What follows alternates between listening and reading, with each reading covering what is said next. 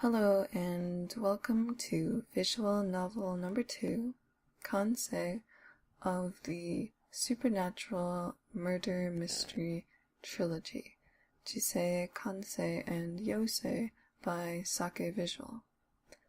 On your screen is the website for this game and to purchase it, and as always, the link will be in the description below this video.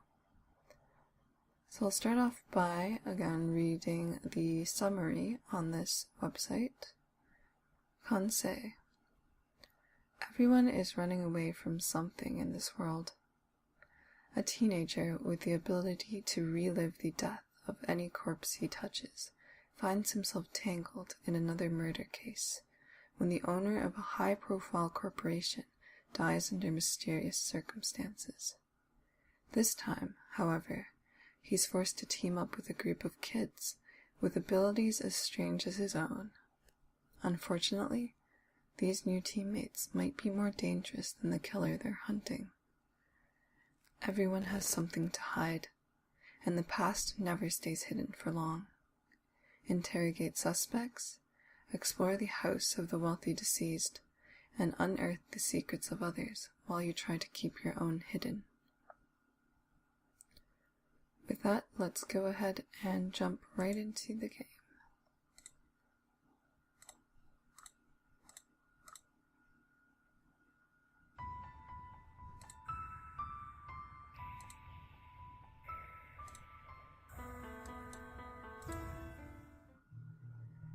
This thing is impossible. A tangram isn't that hard. You're just not thinking about it right. Oh, yeah? So how exactly am I supposed to think about it? You need to be more flexible. You should be open to the idea that what looks like one thing might just be a small part of something completely different. The outside shape doesn't always give you a good idea of what's inside. You mean like how my tiny little sister is such a huge genius? Just like that. Who on earth invented this thing, anyway? It's such a weird puzzle. Well, I think that according to legend, the tangram happened when someone dropped a square tile and it broke into 7 pieces. When he tried to put them back together, he discovered that he could shape it into many different things. So basically we're having fun at the expense of some poor guy who broke his tile? Well, if it weren't for that, wouldn't the tile just be a boring tile like all the other tiles? But because of what happened, it's now a famous puzzle that's been seen across the world. Sometimes, in order to find a greater purpose, you have to be broken first. Broken, huh? I think I'm happier just being a boring old tile that no one will ever notice. I don't think we get the luxury of choosing what happens to us. You don't think we get to decide our future? I never said that. We don't get to decide what happens to us, but we can always decide how to respond to it. You know, you sure think about a lot of deep stuff for a 14-year-old. I thought girls your age were supposed to be into cute guys or nail polish. That's a stereotype, and you know it. What, I'm not allowed to tease you? Besides, I'm sure you'll start thinking about a boy one day, and when that day comes, you'd better make sure he gets my approval first. I don't want to lose my sister to some punk kid who's no good. Stop choking! I told you, I'm not interested in that sort of thing. Don't worry, you're not going to lose me anytime soon. Ugh, where am I? I open my eyes slowly and take in my surroundings. Coffee table, books, computer. Looks like a pretty average apartment. Something feels off, though. Good morning. Oh, right. It's not an apartment. It's a prison. All thanks to me sticking my nose into a murder yesterday. I hope you slept well. Why do you care? Aki sits beside me on the couch. You're our guest, after all. Except for the part where I don't want to be here. Well, there's not much I can do about that. You have to admit it's a lot nicer than police custody, though. I don't see why Detective Gursky thought it was necessary to detain me anyway. I already solved the murder yesterday. The murderer even confessed. Confessions can be recanted. It's best to have the most solid case possible in situations like this. What about Naoki? He was there. Why not use him? I'm sure they'll use my brother too, but the fact remains that you're the one who solved the case. That makes you the strongest witness they have. I roll my eyes. Whatever. There's plenty of painfully obvious evidence at the scene already. You hardly need me. You'd be surprised what expensive lawyers are capable of doing. We need the most airtight case possible. Miko might seem like a relaxed guy, but he's thorough. Miko? You mean Detective Gursky? Yeah, Miko Lajgursky. You seem awfully familiar with him. You think so? Her expression breaks into a wide grin. I can only assume there's a story here that she's not telling me. Anyway, you should thank me for convincing him to let you stay with us. With us, you get a nice bed, good food, and... Aki, I got the coffee! Naoki opens the door to the apartment, triumphantly holding up a cup of coffee. Coffee. Naoki stumbles as he enters, grasping at the air in an attempt to catch himself. A young girl with pale skin and white hair appears from the hallway and reaches out, calmly lifting the coffee cup from his outstretched hand as he falls forward. She steps to the side as Naoki goes crashing to the ground. The girl gazes placidly at Naoki lying on the floor. Be careful. Oh. Ooh, nice save. The young girl nods and hands the cup of coffee to me before disappearing back into the hallway. Who is that? That's Lee May. Uh-huh.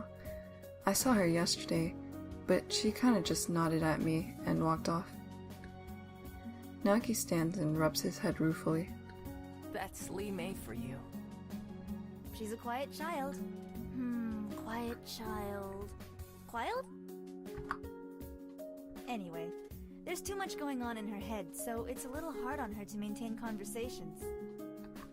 What? She's like a genius kid or something? Naoki and Aki exchange glances. What did I say? Not exactly. It's a little more complicated than that. Why don't we talk about it on the way there? There? Where are we going? To speak with our client, of course. It doesn't take us long to leave Edgewater. I gaze sleepily out the car window and struggle to sit up straight in my seat. It's still early morning, and the city is only faintly outlined against the pale sky. I take a few sips of my coffee before dozing off completely. What? The cityscape outside the car is transformed into a country scene. I vaguely remember passing the big city, but I'm pretty sure I fell asleep after that. Typical. I gaze at the rolling countryside as it passes by. All I see are clusters of trees with telephone poles dotting the side of the road. Aki's driving is surprisingly sedated. Considering her personality, I expected a lot more road rage. She seems content to chug along slightly below the speed limit, even though the road is perfectly straight and no other cars are in sight. I feel like we're creeping along at an incredibly slow pace. I guess this is why we had to leave early. At least I get to sit in the front. Glancing in the back seat, I see Naoki dozing, his head resting on his chest. Lee May is awake, but she's staring blankly out the window. Glad you're awake. Did you enjoy your sleep? No, not particularly. The seat feels lumpy and now my head hurts. Aki laughs and shakes her head. At least you're honest. Should we have gotten you something stronger than a triple shot? No, it's not your fault. It'll kick in soon enough. I look out the window again, trying to focus on the scenery. It looks like we're far away from the city by now. Any reason we had to leave so early? We have a long way to go to meet with our client, and he's the sort of guy who will get very fussy if we're late. Where are we going, anyway? What are we supposed to be doing? Who's the client you're talking about? Wait, you said you were going to tell me about Li Mei, didn't you? You're overflowing with questions. I suppose I can't blame you. You're not the only one with questions, though. In fact, you're a pretty big question mark yourself. Let's make a deal, shall we? You ask a question, then I ask a question. We'll trade answers. I guess that works. What should I ask? Who are you people, anyway? Oops. You work for high-profile corporations like Auten Engineering. The police seem to trust you almost unconditionally. But you just look like a bunch of kids. Aki bursts out laughing. You're a kid too, aren't you? Yeah, well... We're a special investigation agency. Our work isn't always as exciting as corporate espionage and murder. More often than not, we're just snapping photos of cheating lovers. As for why the police trust us, that's sort of a weird story. That's for another question, though. Okay, my turn. What's your name? I was hoping you wouldn't ask that. You do realize how suspicious it makes you look when you hide it, right? It's complicated. Things are only as complicated as you want them to be, but I respect your privacy. The girl who can insert thoughts into my head whenever she wants respects my privacy? Ironic. We're going to have to call you something, though. Is Kansei okay? Kansei? Roughly translated, it means strong emotions. It's sort of a play on Kansei. Is that supposed to mean something to me? We call the ability to feel other people's emotions Kansei. It's like a super sensitivity. Since you have a type of Kansei, we can call you Kansei. Kan-gai. Get it? Yes, but it's stupid. I never claimed to be good at picking names. Try to think of something else, please. I'll see what I can do. I lean back in my seat and adjust myself, attempting to get comfortable. Is there any reason your car is so tiny? Is that your next question? No, I'm just saying that there's not much space here. Li Mei never complained about it. Yeah, well, Li Mei is tiny. Oh yeah, what's the deal with her anyway? Now that's definitely a new question. Right. What should I ask?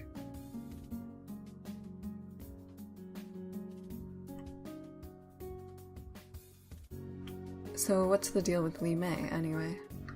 Why does this keep happening?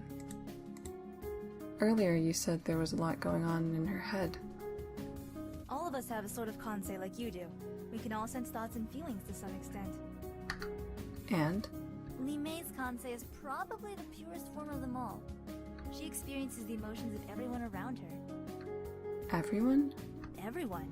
If you're happy, she's happy. If you're sad, she's sad. Everyone else's emotions are constantly streaming into her mind. She has to spend a lot of her energy sorting out which feelings are hers and which aren't. I turn to look at Li Mei. Her eyes are open and her body is unmoving as she stares straight out the car window. Her mind must be a mess. I wonder if she can feel my pity for her. Can she even tell that it's me, or is it all mixed up inside of her? Oh man, should I even be feeling this way? If she can sense it, it's probably really demeaning to her that I'm feeling bad for her. I don't want her to think that I think of her as a poor little kid or something. I desperately try to conjure up another emotion to squelch my current mood, but my mind is completely blank. For a brief moment, Li Mei glances at me from the corner of her eye. She nods slowly, almost imperceptibly, but I think she's trying to tell me she's okay. Alright, next question. Where are you from, anyway? Los Angeles? I'd rather you don't lie about it. What? Miko told me about it. Yesterday you told him that you were from LA, but when he asked you about precincts, you didn't correct him. In Los Angeles, police work districts, not precincts. I'm surprised he didn't cuff you on the spot for lying to him. Actually, no, I'm not. I turned my gaze back to the scenery outside, unsure of how to answer. Detective Gursky knew I was lying yesterday. Why did he let me get away with it? Did he recognize me? I don't remember him, though. I've been living in Los Angeles for the past 3 years. Isn't that good enough? And before that? Only one question at a time, remember? Aki raises an eyebrow. Of course. Go ahead. Where are we going? A small estate out in the countryside. It belongs to one Mr. William Otten. Otten?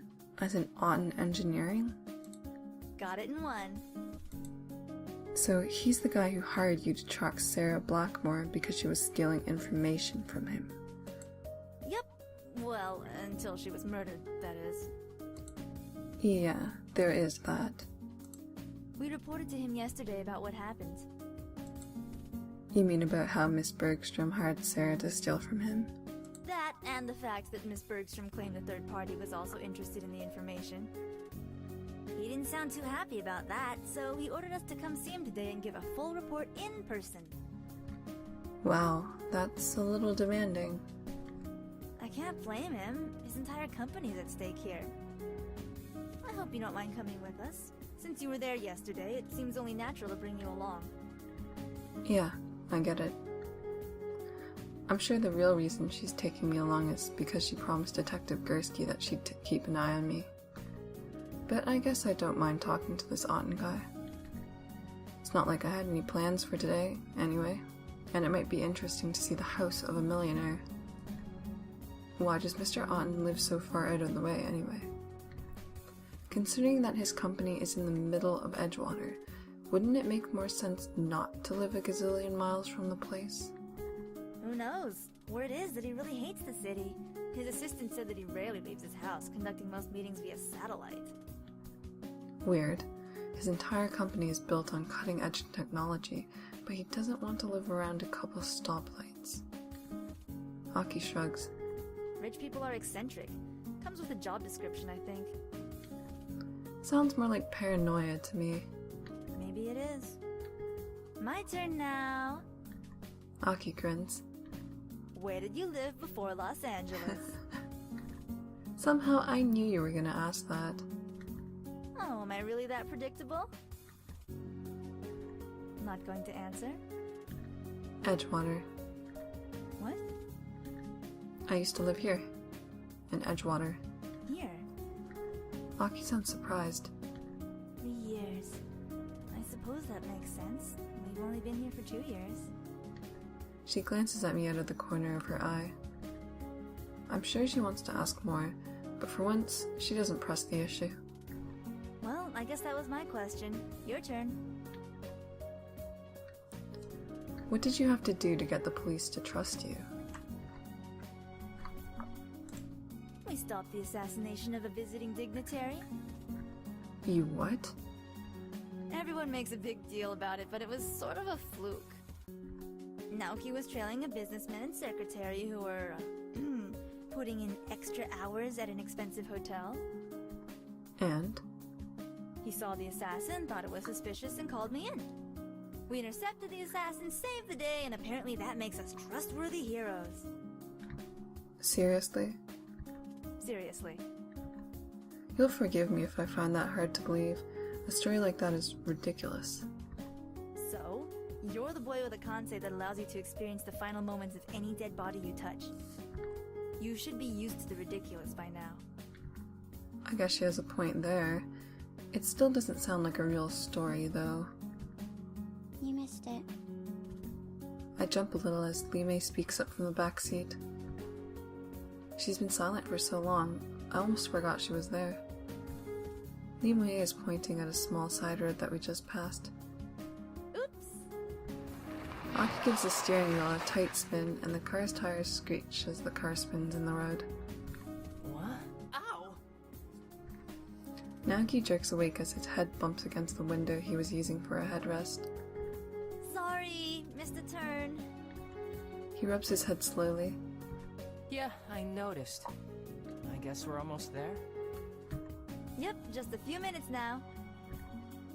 Anyway, what were we talking about? Right, Mr. Otten. He's one of those self-made men you hear about all the time, built Otten Engineering himself from the ground up. But he's also ridiculously secretive. No interviews, hardly any TV appearances. His assistant, Sophia Millerson, does most of that. The car slows to a stop as we approach Mr. Otten's house. I squint out the window to get a better look at it. It looks like a big white box sitting in the middle of nowhere. Not much of a house, if you ask me. This is it? This is it. But it looks like a giant box with doors and windows. Yeah, it kinda does. I guess since he always stays inside, he doesn't care what it looks like on the outside. Aki kicks open the car door and leaps out. The front doors of the house swing open silently, and a strict-looking woman approaches us. Are you the representatives from the agency? Yep, I'm Aki Mizutani. You must be Sophia Millerson. We spoke on the phone. Aki thrusts her hand out, but the woman merely raises a skeptical eyebrow. You're not exactly what I pictured. Looking at Aki's wrinkled shirt and dusty pants, I can see why she might be a little thrown off. Being a private investigator involves having an appearance that doesn't stand out, ma'am. Truly. The woman places her hands on her hips and sighs reluctantly. Well, come in. Mr. Otten seems unusually eager to speak with you. Aki kicks the car door shut and motions us for us to follow her. I climb out and stumble for a moment as my knees buckle underneath my weight. Ugh, my legs are cramped from sitting in that car for so long. Sophia watches me impassively. She doesn't look impressed. Naoki comes stumbling out of the car after me, and we both do our best not to look like a pair of goldfish who've been dumped unceremoniously out of our bowl. Are these your associates? If she was unimpressed before, she's plain worried now. Can't say I blame her. They are. Aki steps to the side and Naoki and Lee Mei approach Sophia. This is Lee Mei, and this is my brother Naoki. Lee Mei glides up to Sophia like a swan and offers her a polite bow. And he is? Sophia points at me. Aki stares at me, and a hint of panic shows in her eyes. I've already made it clear that I don't intend to give my name away, but I guess that puts her in a somewhat difficult situation. That would be... Kansei. What? Kansei? She's really going to stick with that weird name? Kansei? Unusual. I turn to Aki and make a face, but Sophia either doesn't notice or care. Aki shrugs apologetically. Sorry, it's the best I could do on short notice. You should have given me something to work with. I'm suddenly regretting not telling her my name was Fred or something. I guess it's better than nothing. As we follow Sophia into the house, I see a brief flash of red light. What's that light? It's a retina detector. Sophia indicates a small camera set in the doorframe that we passed through. The house takes a shot of the eyes of anyone who passes through. It's useful for identification purposes. There are other sensors around the house that also capture your retina image. The house can remember your preferences and adjust things like lighting and temperature as soon as you enter the room. Whoa, that's more than a little bit creepy. But I thought Mr. Otten lived out here because he didn't like technology. Mr. Otten lives here because he enjoys the peace and quiet being away from the city affords him. This house, however, has the most cutting-edge security possible, including quite a few innovations not yet available on the market. Fun. I'm sure the house is already looking up my dental records. Now, please don't dawdle. Mr. Otten's other guest is already here waiting for you. Other guests? As we enter the house, I see the outline of a man standing at the far end of the room inspecting a scroll on the wall. Oh no. Oh, great. I should have known you'd be here. Miko! To what do we owe the pleasure? Aki doesn't bother to disguise the sarcasm in her voice. Detective Gursky played a major role in the apprehension of the murderer yesterday. It's only natural that he'd be invited back here by Mr. Autumn. Yeah, I was actually there, unlike some people. Detective Gursky looks pointedly at Aki, but she just gazes coolly back at him. Sophia ignores the chill in the air between them and nods at us curtly. Please make yourselves comfortable. Mr. Autumn is finishing up on a conference call. He'll see you once it's finished. Ooh, can we explore the house? If you wish. The house currently logs you all as guests, so any doors you are authorized to pass through will open automatically. Aki takes her brother's hand and gives it a quick tug. Let's go! Okay. Naoki trails after her, looking unsure. At the far end of the room, Detective Gursky rolls his eyes. Sophia turns and heads up a narrow staircase, presumably to do something important. The room is silent now. I swallow, trying hard not to make a sound.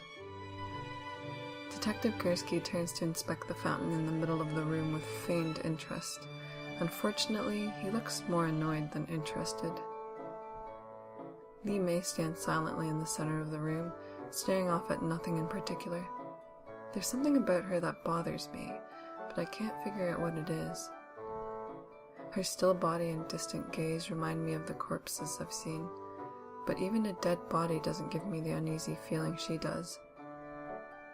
Aki said that she feels the emotions of everyone, but it looks to me as if she doesn't feel any emotions at all. Before I can think more on it, the front door slides open to reveal a young woman with slightly unkempt hair standing on the other side. Oh! I'm so sorry I'm late. I got lost on the way here. Do you know how easy it is to miss that turn to get here? What? The woman looks at me expectantly. I wonder if Sophia knows there's a visitor. Should I go upstairs and tell her? You must be Liam Otten. I've heard so much about you. Liam? I thought Aki said that Mr. Otten's name was William. She smiles and holds her hand out. I give it a quick shake before stepping aside to let her in. Yeah, I'm not. It's okay. I'm not here to talk about all those rumors. Rich people always get the worst of it, don't they? She walks around the perimeter of the room, examining everything quickly with her eyes. And even if they are true, you're free to do what you want with your life. No one should judge you for your choices, right? I don't think... Oh, right! Marissa Klein from Modern Trends. I'm here for the interview. Did your uncle not tell you about it? She flits around the room again, stopping to inspect the bamboo that stands like a guard by the hallway. Pretty! Is it real? I honestly have no idea. She looks up and notices Detective Gursky for the first time. Oh, hello. She rushes up to him and holds out her hand. Marissa Klein. Yes, I heard. Marissa nibbles on the edge of her fingernail coyly. Oh, good. So we can skip the formalities and just chat? Is she flirting with him? I'm not sure I want to watch this. I'm afraid I'm only here for business, ma'am. She gives him a gentle push. Oh, don't call me that. It makes me feel so old. Or are you supposed to be all formal with me because you work here? I don't work here. Marissa's eyes grow wide. A guest? Even more interesting. She points to the fountain that Gursky is looking at. Are you an art fan? She reaches out to touch the dragon coiled around the glass sphere. Please refrain from touching the art. Marissa freezes as Sophia appears at the bottom of the staircase. Miss Klein, I presume? Yep. Sorry, You're 2 hours late. Mr. Otten has other business to attend to now. Hang on! I called and said I'd be late, though. I don't recall receiving such a call. Marissa turns to me and grabs me by the shoulders. You didn't tell her? Tell her what? You're the one who answered the phone when I called. Why didn't you tell her? I just got here. I have no idea what you're talking about. Why is it that everything is somehow my fault? Marissa blinks and releases her grip on me. Wait, what's your name? Kansei. I choke a little as I spit the name out. It sounds even dumber than when Aki says it. Oh my goodness, I'm so sorry. I thought you were Liam Otten. Yes, I gathered as much. Miss Klein, you may have called ahead, but the fact remains that you are very late, and Mr. Otten has a strict schedule. Wait, this is my first major interview. Is there any way I can squeeze it in today? Sophia sighs. Come with me. No, thank you. Marissa skitters up the staircase after Sophia. Detective Gursky is eyeing me with a quizzical look on his face. Con guy? Yeah, and what of it? Did Aki pick that name for you? Is it that obvious? She's notoriously bad at naming things.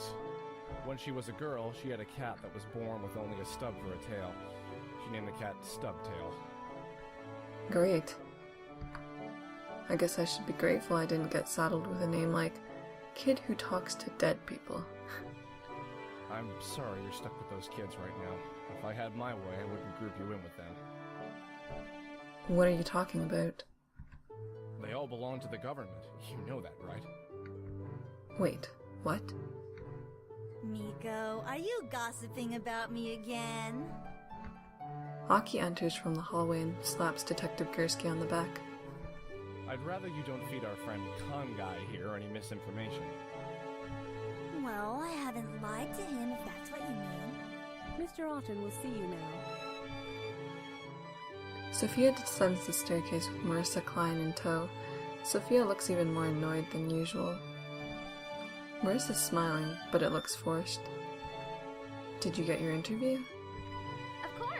It'll be a winner, so be sure to look out for it. She points her pen at me and jerks it back like a gun. Bang!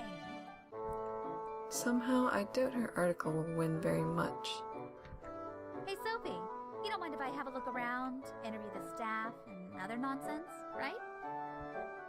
It seems to be taking all of Miss Millerson's strength not to strangle Marissa. Please make it quick. Righto. Marissa salutes and heads off down the hallway. Shall we get going? Sophia waits patiently for us to follow her. The five of us file up the stairs and follow her down a hallway to a glass door. Sophia knocks on it twice. Mr. Otten, the investigators you requested are here. A small burst of static pops from a speaker on the wall as Mr. Otten's voice emanates from the tiny box. Good. A camera descends from the ceiling and pans slowly across us before coming to a stop in front of me. The lens adjusts and focuses on me. Suddenly, another burst of static. No, go away. What? Get out! Get him out! Everyone turns around to stare at me. What did you do? I didn't do anything. Stop blaming me for everything bad that happens. Mr. Otten's voice crackles over the speaker again. Sophia, get rid of him! I'll take care of it right away, sir. Sophia turns towards me. Please follow me this way, Kansei. But I didn't do anything. Please follow me this way, Kansei. Sophia repeats her request, but her voice sounds much more tense. Fine, I'm coming. I follow Sophia down the winding staircase. I apologize for Mr. Otten's sudden outburst. He's prone to unnatural mood swings based on unidentified provocation. She sounds more like she's giving me a press release than an apology. We can proceed with your discussion after he is less agitated. You're not kicking me out? Mr. Otten called for you. Once he settles down, he'll want to speak with you again. Until then, please make yourself at home while I go to work out the details of this visit with your associates. She turns and heads back up the staircase without waiting for a response from me. I collapse on the stone bench with a sigh. I really can't catch a break, can I? Are you okay? Aki has followed me down the stairs. She looks concerned. No worries, I'm fine. After all, crazy old men yell at me all the time. She smiles, and I think I hear a small giggle escape her lips. At least she's amused. Yeah, sorry about that. It's hardly your fault. No need to apologize. Just sympathizing with you. Right. That's part of your Kansei, or are you just trying to be nice? What do you think? It's no good. Mr. Otten's refusing to come out. Naoki and Lee May join us in the front hallway. Detective Gursky is still up there trying to talk to him, but he won't listen to reason. Any idea what's going on up there? No, I can't think of anything I've read that's like this. I don't know what you did, but you've got Mr. Otten bunkered up and they're pretty good. I didn't do anything. You saw me. Yeah, I saw. It doesn't make any sense, though. He seemed pretty insistent about talking with us today. Lee May, what do you think? Aki turns to the young girl.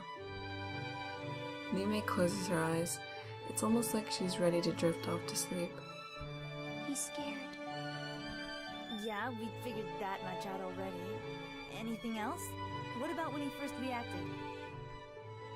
She inhales and lets out a tiny breath. He was not surprised. Not surprised? That's strange. Does that mean he expected to see me? But if that were the case... My thoughts are interrupted by a new voice. Whoa, hey, I didn't know we were having guests today. A young man, probably in his teens or early 20s, is staring at us from the hallway. His gaze passes over Lee May, Aki, and Naoki before resting on me. Way to go. He gives me a thumbs up. What? I don't know how you managed to get 3 at once. That's a pretty sweet haul of chicks, man. Who? Them? But I'm a guy. Aki holds back a snicker. Well, crap. He shrugs and regains his composure quickly. Ah, well, I've seen worse. What's that supposed to mean? Let's see. A bunch of people hanging out in the lobby for no reason? That's an easy one. Uncle called you out here, and now he's having a hissy fit and making you wait. Am I right? Got it in one. And you must be Liam Otten. This guy is Liam Otten? I guess I can see why Marissa mistook me for him. We look like we could pass for brothers. I feel a little insulted that she'd equate me with this guy, though. Everything about him screams slacker. He doesn't look like he's had a hard day in his life. I'm Liam, alright? But who are you? You definitely don't look like business partners. Uncle's not the kind of guy who lets just anyone enter. He's all crazy paranoid that way. If he's as paranoid as you say, why are you here? Aki ignores Liam's question and counters with her own. Liam shrugs. I'm family. It's not like he's got a choice. Despite his casual air, I detect a hint of smugness around him. He probably enjoys feeling like he's above us. I've known this guy for about 10 seconds and he already ticks me off. Naoki, on the other hand, Naoki looks like he agrees with me, but it's clear he's trying to hide his feelings. Aki, on the other hand, doesn't seem bothered at all. Ah, so you're visiting your uncle today? No, I live here. He looks a little hurt that she'd assume otherwise. Really? That's even cooler. Must be kind of boring for you, though. Huh? I was looking around earlier and nearly all the doors are locked. His wounded expression quickly transforms into one of pride. That's because you're a visitor. You don't get many access privileges. I'm allowed in, like, every room in the house. Like? So, not all of them. Aki's eyebrows shoot up. She definitely looks interested. Yeah, well... Liam lifts to the side and mumbles. There's like a lock on his office in the security room. Those rooms are pointless anyway. Oh, well, if that's all. 1 second, let me just take a look at these volume options. The music's really loud. Aki shrugs casually and Liam relaxes his shoulders. I glance at Naoki. He's staring at some invisible point on the ground, trying his best not to be in this conversation. Aki leans towards Liam and tilts her head as if to whisper in his ear. Hey, can I ask you a question? Her voice is suddenly quiet, conspiratorial almost. Yeah, I guess so. Aki watches Liam's expression carefully as it changes from uncertainty to curiosity. I don't suppose I could ask you for a favor. What? He's caught off guard by the request. Well, seeing as your uncle seems to be hanging us both out to dry, maybe we could at least spend the time doing something interesting. Like... I don't know, maybe you could show me around. We could poke around your uncle's precious privacy while he's busy being difficult. Liam smirks. I guess I've got nothing better to do with my time. Sure, why not? He coils his arm around Aki's waist and guides her towards the hallway. Aki? Split up and explore what you can. Something about this doesn't settle well with me at all, and we might not get another chance. I really wish she wouldn't do that. I'm still surprised every time she uses her brain voice, or Kansei, or whatever. Is she always like that? Yeah, Aki has a way with people. She's persuasive. No offense, but that was a rather thinly veiled bit of manipulation there. Why'd he fall for it? She uses her Kansei to push someone's thoughts in the direction she wants. So, mind control? Nothing that powerful. Just subtle suggestions, like a whisper in the back of your mind. I hope she doesn't intend to use that on me. She can't. Huh? What do you mean? Those with Kansei are more sensitive.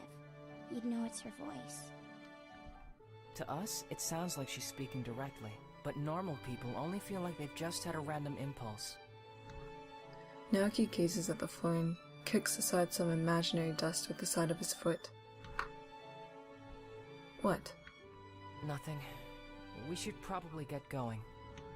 I'd rather not split up if we don't have to.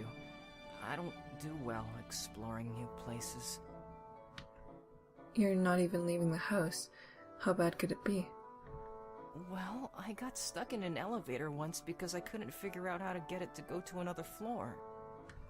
It's true. Yume nods her head in confirmation. I don't even want to think about how he managed to accomplish that. Alright, then what should we do? Then let's all go together. Is it really okay? Sure, why not? As long as we learn something, I'm sure Aki won't care. Is that okay with you, Lee-Mei? It's fine. The three of us walk down the hallway together. Naoki hangs behind Lee-Mei and I. He seems uncertain. I thought we were all going together. Or are you not coming? I'm coming. Naoki hurries to catch up with us, to us. There's nothing to be afraid of, man. That's easy for you to say. I'm not like you. The expression changes in Liu Mei's eyes briefly, as if she's just recalled something that she had hoped to forget. So you're nervous. No big deal. Yeah. No big deal. The hallway stretches out with doors on either side. Behind the glass door at the end, the staircase leads downwards to parts unknown. So where do you two want to start? Maybe we should start at the end of the hall and work back? Anything but the stairs. Let's take the stairs. Naoki and Lee Mei speak at the same time before they both fall silent. Naoki looks nervous as usual. Lee Mei looks moody. For some reason, they seem to be expecting me to make a decision. Admittedly, the stairs aren't the most inviting thing about this place, but just because they're out of the way doesn't mean that they're that scary. So... Where should we go? Didn't I just ask them that? Why am I the one who has to decide now? It's not as if we won't have to check out all of these places eventually, anyway.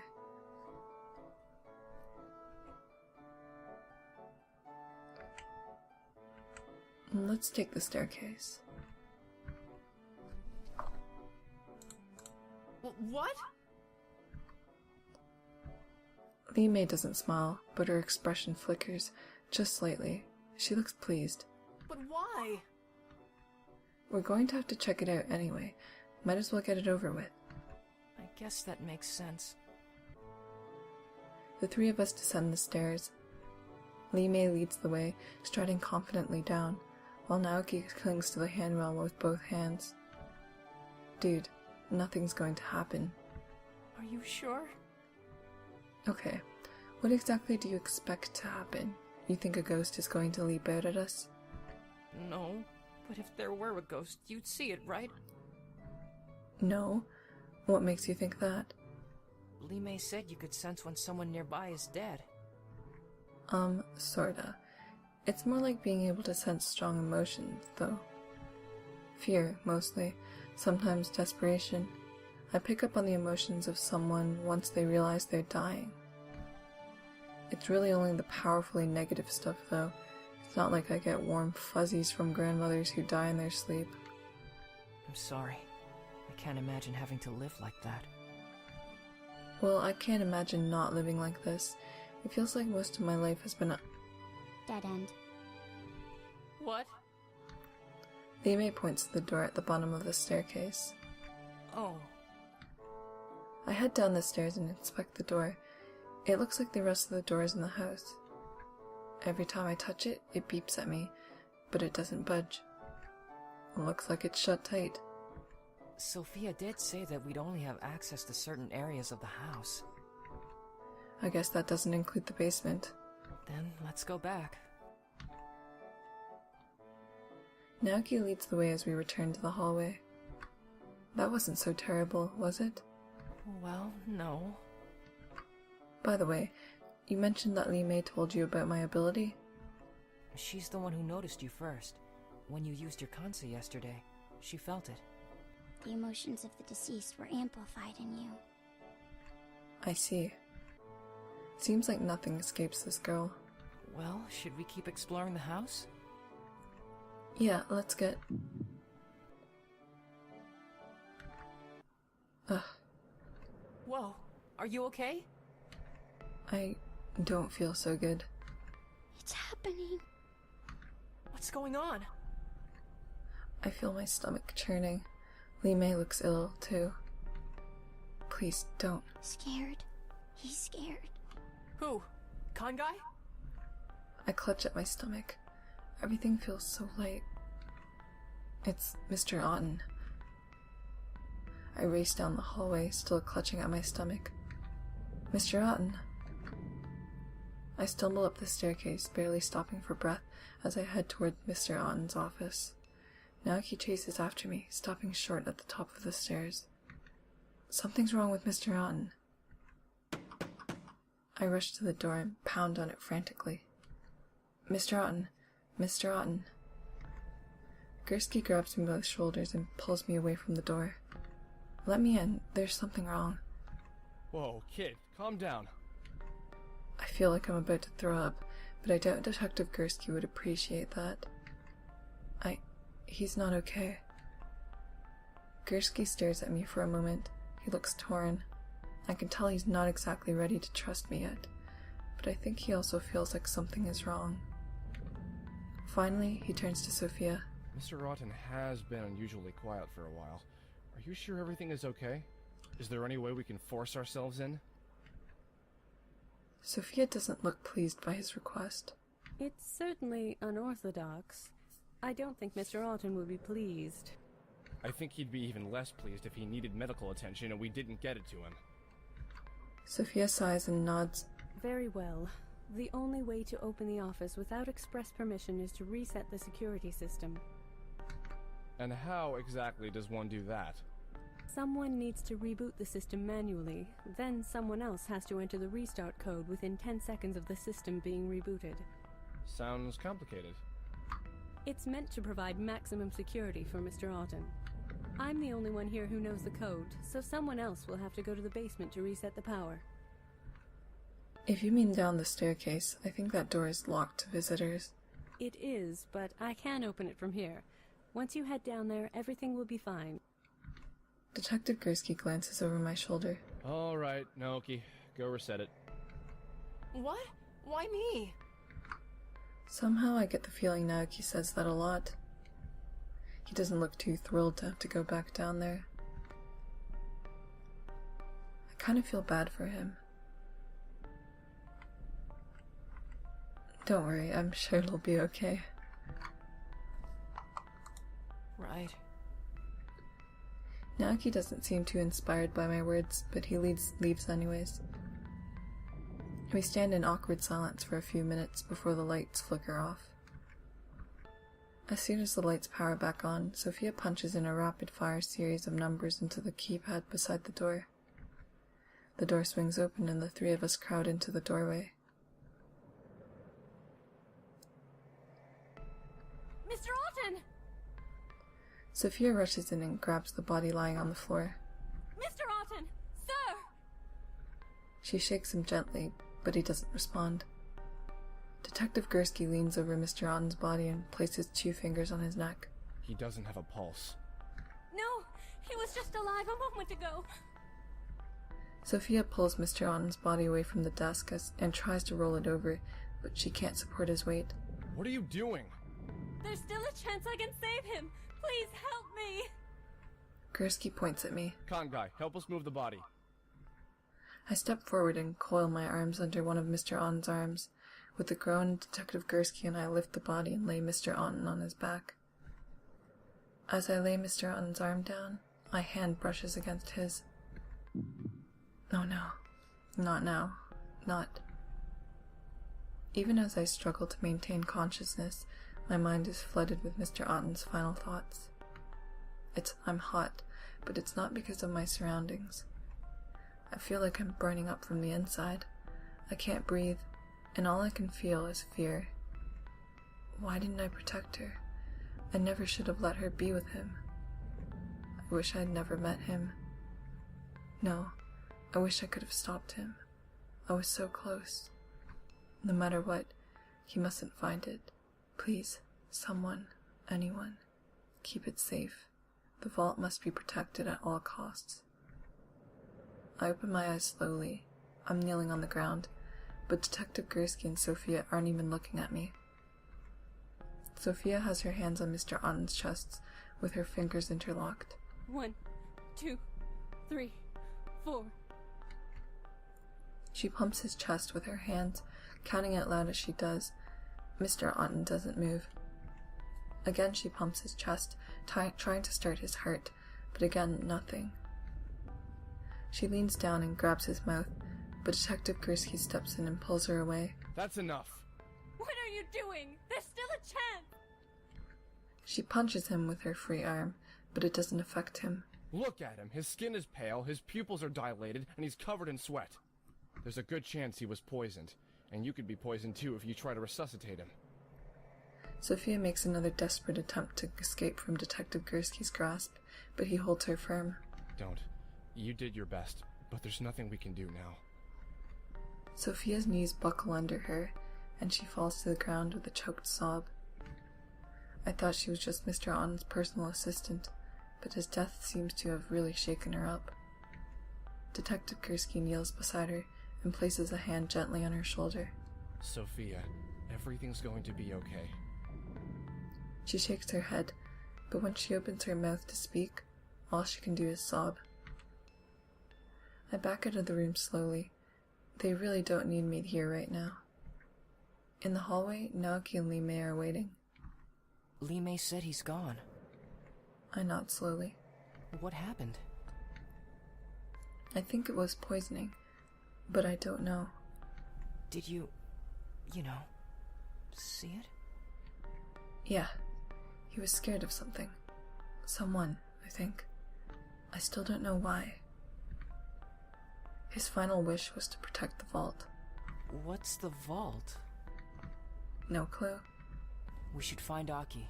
She'll know what to do. She's coming. Lee Mei turns towards the staircase just as Aki reaches the top. Hey, what happened? The lights went out for a moment. Mr. Otten died. Died? How?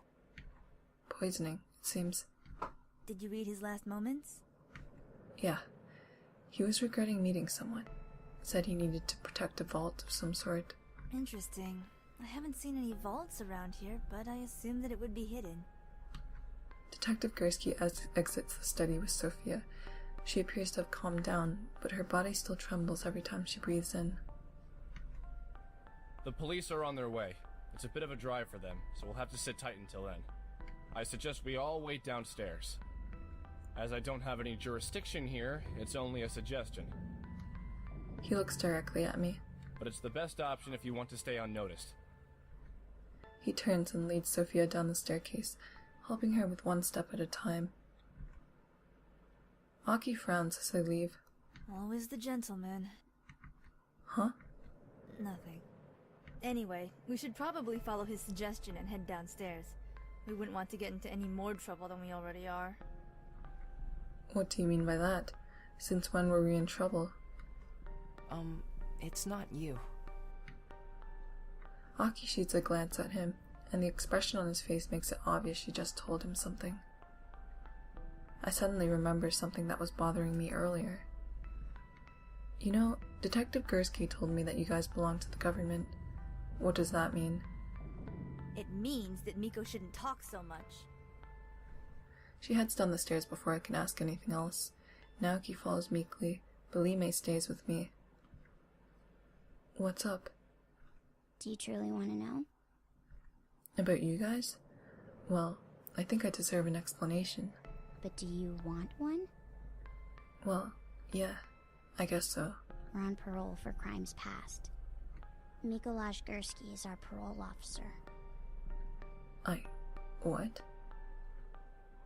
Lee Mei nods once, looking satisfied with her succinct explanation. She turns and heads down the stairs without another word. Parole? They're all convicts? Wait, even Naoki? Aki, I could understand. But Naoki? And what about Lee Mei? What did she do? I'm really starting to worry about the sort of people I've fallen in with here. Slowly I descend the staircase, measuring one step after another. Maybe I really shouldn't have asked.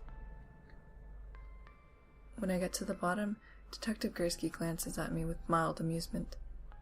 Glad you could make it. Did you take a wrong turn somewhere? No. You okay? I'm fine. I look around the room, hoping to change the subject. Where did everyone go? Miss Millerson wasn't feeling well, so Naoki offered to make some tea for her. They both went to the kitchen. Aki said she had to use the restroom, although I suspect she just wants to look around. And I'm never entirely sure what Lee Mei is doing. The house is in lockdown right now, so it won't let any of us leave until Sophia unlocks it. I guess you can roam around or do whatever you feel like. Okay.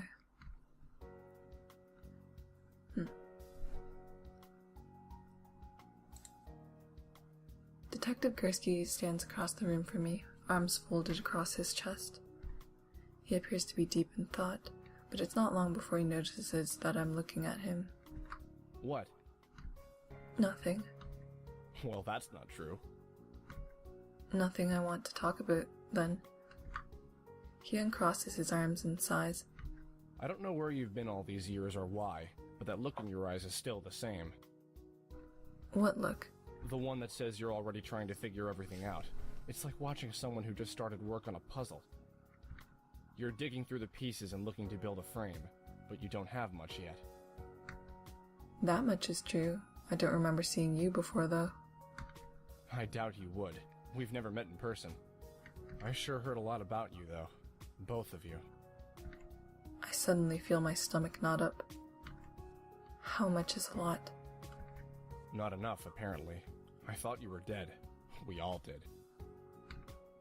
Yeah, that was kind of on purpose. Do you have any idea how much work was put into finding you? Don't even start. I'm not in the mood to hear a lecture from someone who doesn't know what I'm going through. You know, back in the day, I couldn't go 10 minutes without hearing your names. Oh, they're so great. What heroes these kids are. Why can't we have such helpful people here? What a joke. When we found her body, the first person they looked for was you, but you were nowhere to be found. At first, they thought you'd been kidnapped. As days passed, they thought maybe you'd been killed. When I saw you yesterday, I thought you had finally come back to do something worthwhile again. I solved that murder for you, didn't I? What more do you want? What about your sister's murder? You're the only witness, but you ran away. Why? He doesn't understand anything. It has nothing to do with you. I don't owe you an explanation. That may be so, but you owe it to your sister, don't you? The case went cold, but maybe if you tell us what you know, we can find her killer. I'd rather you don't get involved. This is something I have to deal with on my own. Sorry, kid. I'm sworn to uphold the law. Even if you don't want me getting involved, I kinda have to. I know. Just... I sigh and let my hands fall to the sides. It's not what you think. We'll talk about this more later, but I promise that this isn't over. I got a call this morning about my report from yesterday. You've already caused a disturbance with your return. Oh no. Did Skulls find out yet? Are you kidding? She was the first. And that's why I didn't want to tell you who I was. I knew they'd all find out I was back. They'd find you eventually. It was only a matter of time. Am I in trouble? Yeah, I'd say so. If it weren't for Aki's insistence that you stay with her, I'm sure they'd already have come to take you back. This is not good. This is so not good. What am I supposed to do? Oh, I don't know. Why don't you try actually having a backbone this time around? Listen, I'm sorry, okay? I was 15 and stupid and I shouldn't have run away. But can we just focus on the dead body we've got on our hands right now? I kind of feel like we're letting the past get in the way of the present. The present only exists because of the past, you know. Gursky studies my face carefully, gauging my reaction. Finally, he sighs and shakes his head. But I see your point. Figuring out the cause of death for Mr. Otten does take priority right now. I'll be upstairs. Come talk to me if you find out anything. Examine room. It's a water fountain. The glass orb is lit by a light bulb, but it looks like there's a bowl in the middle. I'd guess that back in the day, it held oil for a flame. Some sort of Chinese calligraphy. Too bad I can't read it. It's a live bamboo. I bet a panda would enjoy it.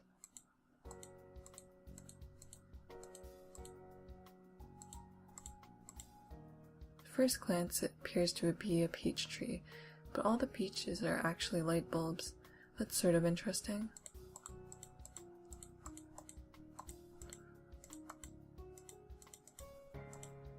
Done exploring, let's move upstairs. Let's talk to you. What should I talk to Detective Gursky about? Do you really think Mr. Otten was murdered? Detective Gursky sighs and rubs his temples slowly.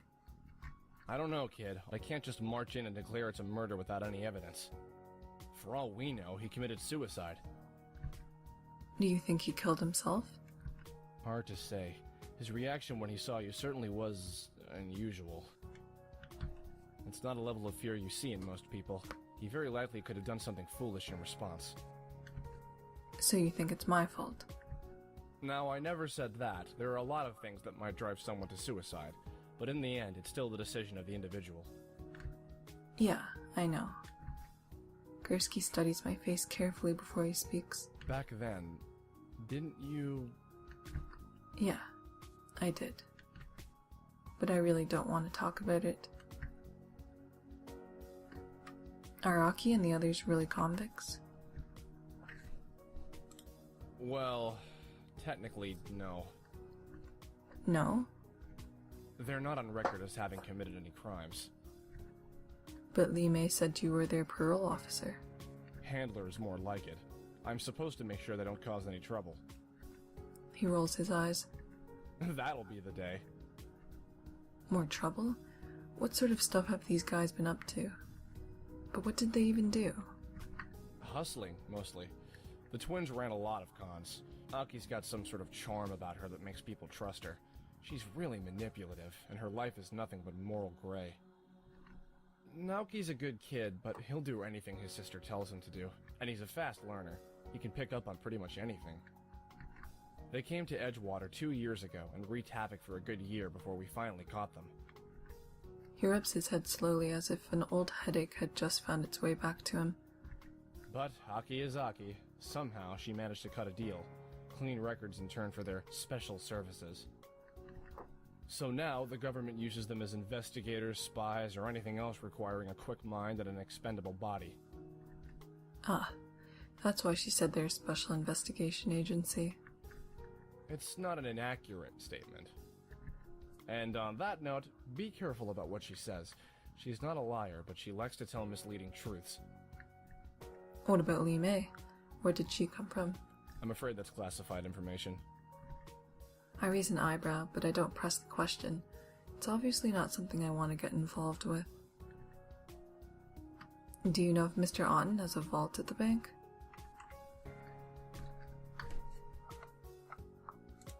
I assume most rich people do. Why do you ask?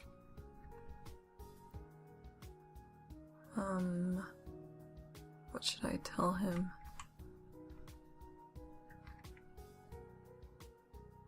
I heard him mention something about keeping a vault safe before he died. That's strange. I didn't hear anything. Maybe I just made it up. No, you're probably onto something. Although, looking at his lifestyle, I'm actually inclined to think that any vault he cares about would be in this house. How do you know? He rarely leaves the house, and security here is tight, even for a high-ranking official. It's obvious that he has trust issues. Someone like him wouldn't let a bank hold on to something important. Besides, I'm sure he'd want to keep a close eye on it too. If there's a vault, it's definitely somewhere in here. Gursky's right. It has to be hidden in this place somewhere. I wonder if anyone here knows about it. Never mind. Alright then. Let's examine. That's the door to Mr. On's office. It's locked. Some sort of art screen. Looks very old.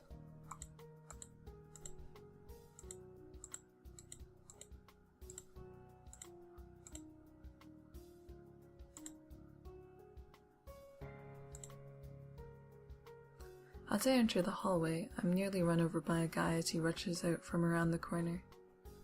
Whoa! Sorry, dude. He skids to a halt and jumps a few times, holding his hands out in self-defense. Hi. He stops for a moment to look me over.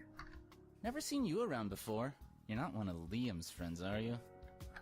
Not really. Oh, good. I can't stand Liam's friends. Don't tell him I said that. Your secret's safe with me, I guess. Who are you? Kevin, I'm the IT guy. I run all the security here. Got a blip in my system saying the power went out, so I came here to see what happened. Sophia hasn't been answering my calls. You came here? I thought the house was in lockdown. Kevin taps the temple of his head. Master code unlocks any door. Right. And who are you again? Kansei. I'm a, special investigator. Wicked. So Big Will is finally gonna bring down the hammer on Liam in his little nightlife. Big Will? Does he mean William Otten? Actually, Mr. Otten just passed away. Kevin stares at me blankly for a moment, but his expression slowly changes as he processes my statement. Passed away? As in, dead? I'm not entirely sure there's another way to interpret that. Whoa. runs his fingers through his hair and laughs nervously. Sorry, man, this is just... Wow, I can't believe it. It's kinda unreal, you know? I just saw him yesterday and he looked fine. Well, as fine as a guy his age can look. Well, as fine as a super paranoid guy his age can look. Well, As fine as a super paranoid guy who drinks a lot at his age. Yeah, I get it. So what happened? I don't even know what happened myself. I'm not exactly sure what to tell this guy. I'm not sure. Probably a heart attack or something. That's not a surprise. He kept refusing to see a doctor. Man, Sophia would beg him to at least get a checkup, but he'd have none of that. Don't quote me on that, though. I can't say for sure if it is or isn't. Really is a shame, though. He was a good man. Did a lot of good work in the medical world. Oh, yeah? Yeah, Otten Engineering was big into making fake organs and stuff. I hear they saved a lot of lives. Man, dead? Really? He shakes his head. Sorry, that's just too weird. I'm still having a hard time believing it. Kevin blinks a few times as if he's not sure he's really awake. I'll be in the security room if you need me. It's the first door on the left here in this hallway. Okay.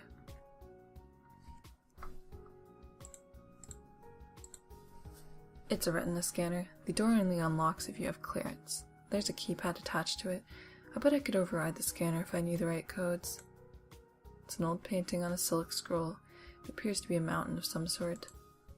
This one's an ocean of some sort. A cave. Forest.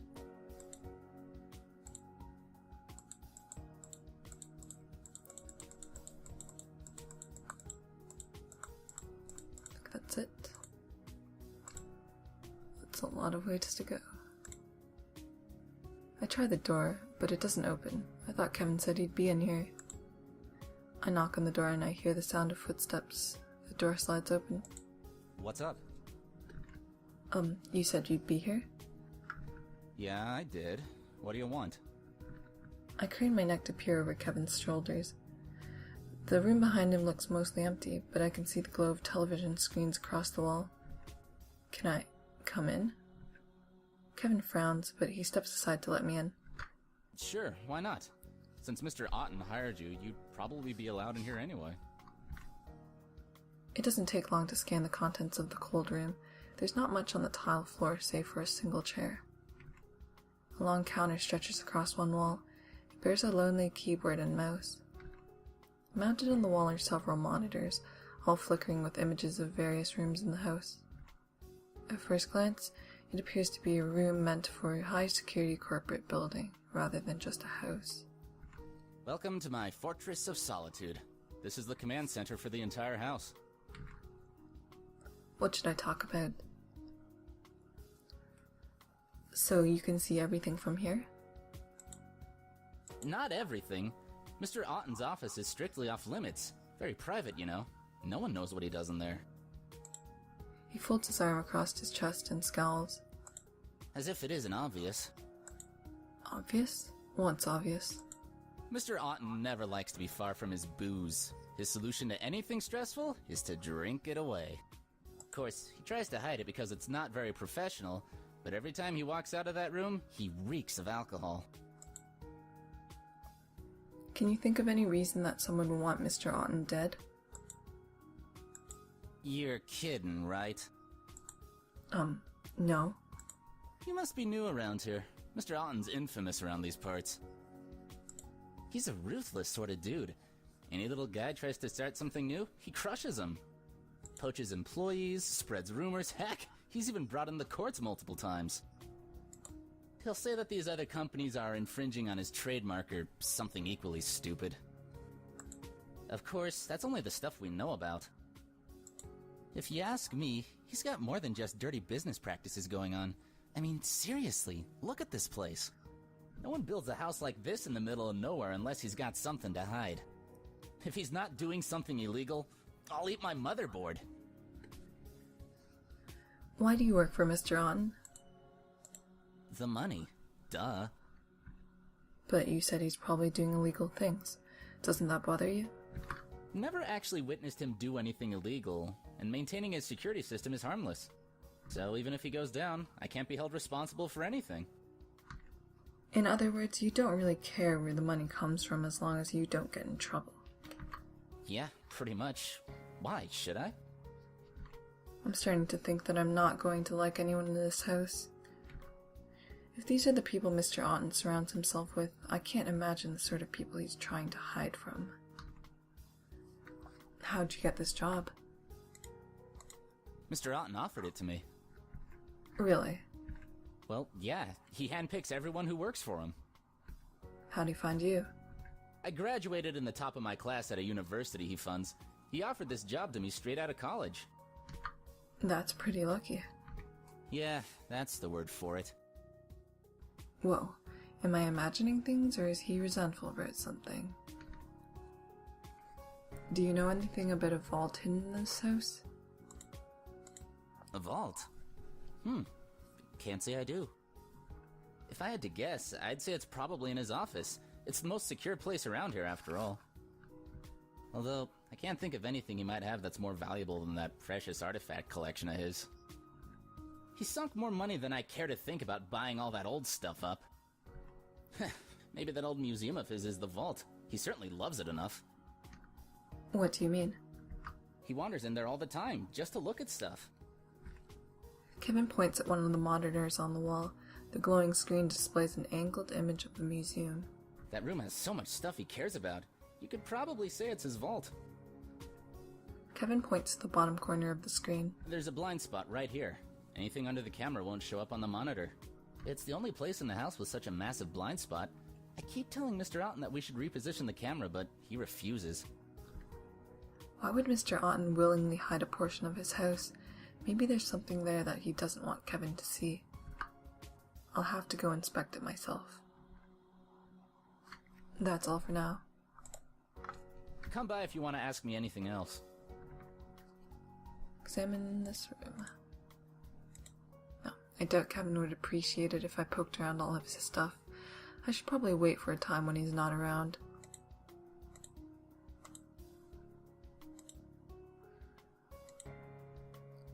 Oop.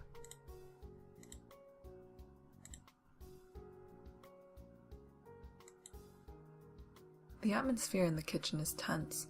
The sound of my footsteps sound unusually loud on the tile floor. Hey. Hey. Naoki welcomes me with a half-hearted smile.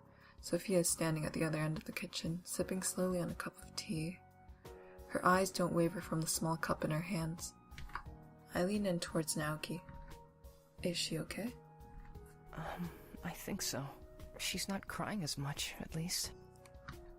Sophia's face is still pale, but she still looks a lot better than when she did when we first found Mr. Otten's body. Kansei, Yes? I hope you don't mind if I ask you something. No. Go ahead. How did you know that something bad happened to Mr. Otten? That's... Naoki, please. I was asking Kansei. Sorry. So, how did you know? Oh boy, what should I say? If I tell the truth, she might think I'm crazy, but I really don't want to lie to her. I guess you could say I have a sort of sixth sense. A sixth sense? As in psychic? I guess you could call it that. Can you give me details on how it works? Whoa, she actually sounds like she might believe me. I can't really say. I just feel things. I get sick sometimes, and then I know something bad has happened. Naoki is staring hard at me, as if I should keep quiet. I guess just talking about my Kansei is a bad idea. Still, I feel as if she deserves at least a partial truth. I see. I suppose it's different then. Different? From what? Many years ago, Mr. Otten experimented with extending the mental capacities of human beings. It's not like what you described, though. What sort of experiments? I don't really know much about it. It was a long time ago, before I started working for him. He just mentioned it in passing once, so I thought maybe that had something to do with it. He was terribly drunk at the time, though, so I suppose he might not have even been telling the truth. I'm sorry, I'm jumping to the strangest conclusions here. I must not be in a very good frame of mind right now. Sophia sighs and shuts her eyes. She looks like she wants to cry again.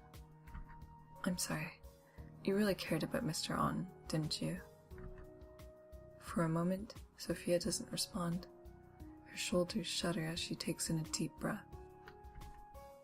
Finally, she opens her eyes and speaks in barely more than a whisper. I don't know what I'm going to do now that he's gone. I'm so sorry.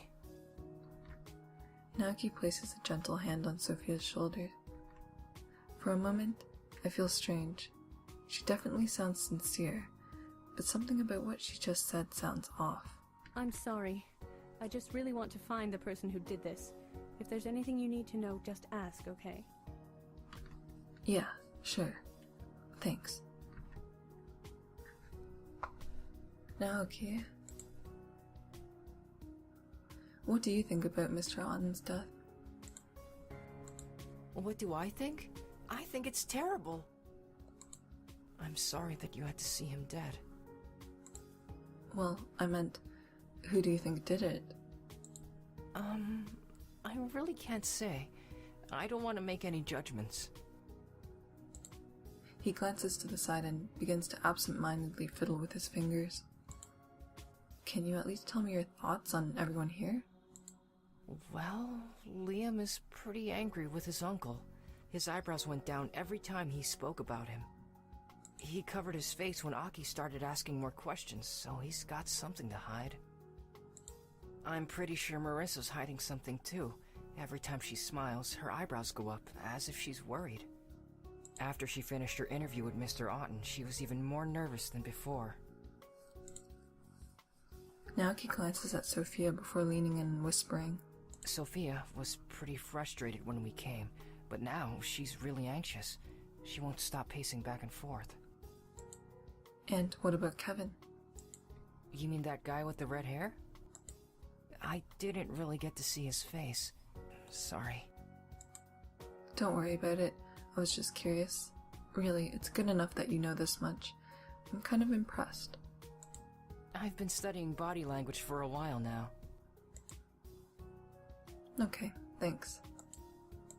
Feel free to come talk more if you want.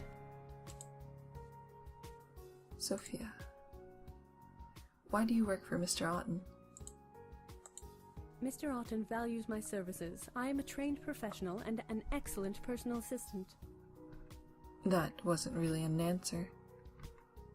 What I meant was, why did you choose to work for him? I have personal reasons, but my employment is both legal and morally sound.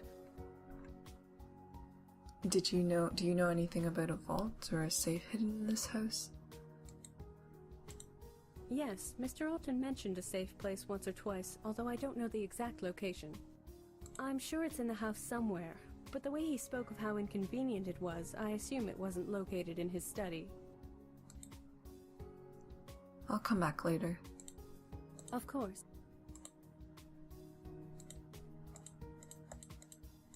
Some spoons and a spatula. They're all a bit dusty. A spoon with a hole in the bottom, probably not too useful for serving soup, but perfect for straining pasta. It's empty. It's just a normal kettle. Nothing suspicious about that. It's a dish towel. It's about as exciting as a limp towel.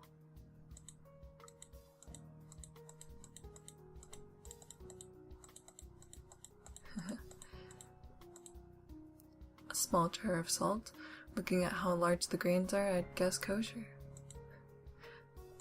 I feel like this is just to entertain people like me. Looks like a gas stove, commercial grade. The door leads back into the hallway. A microwave. It's very clean. Sophia really keeps things tidy around here. The fridge is pretty well stocked, but it's all pre-packaged food. I guess no one cooks around here. There's hot tea in there. Naoki probably made it. I think I got everything. Back outside.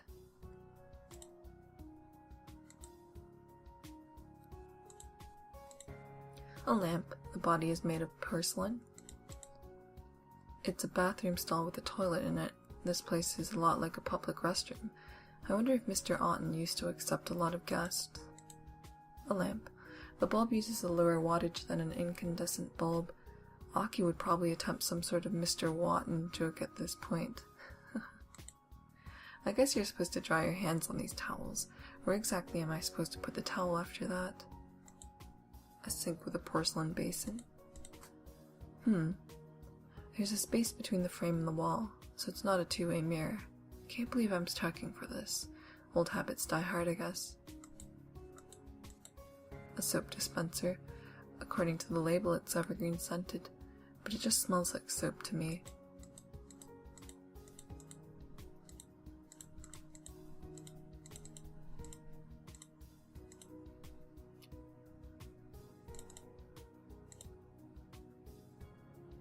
Oh, this is the museum.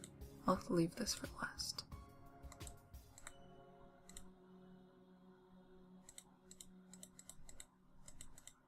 Some old cobwebs, home for rich, reclusive spiders, I guess. It's locked. It's locked, guess there's no hope of going in there.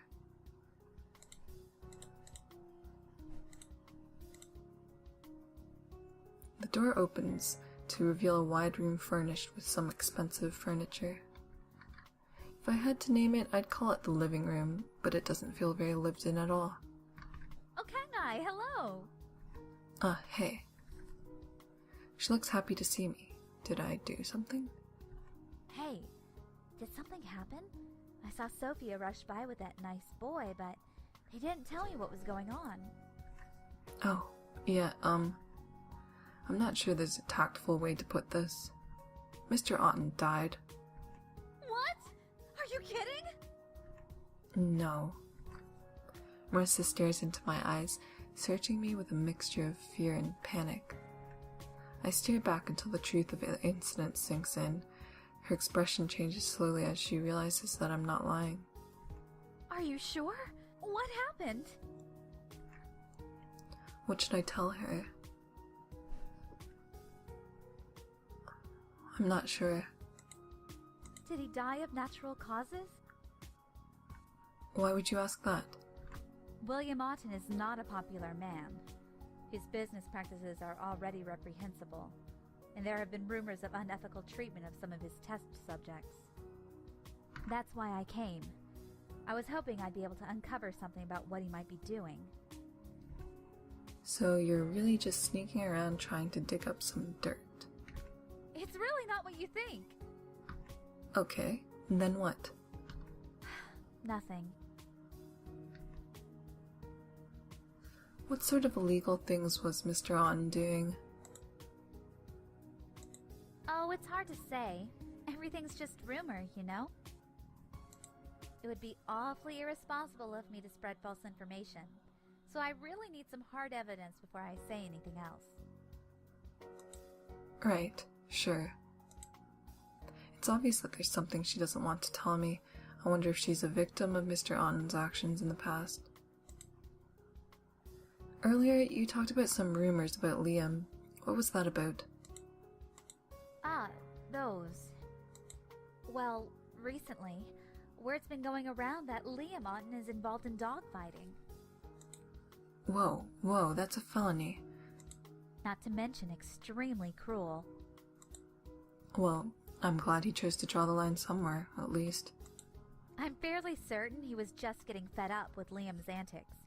It's one thing to dismiss underage drinking, but the heat from Liam's participation in animal cruelty is bad publicity he didn't need. I heard he was planning on cutting Liam from his will completely.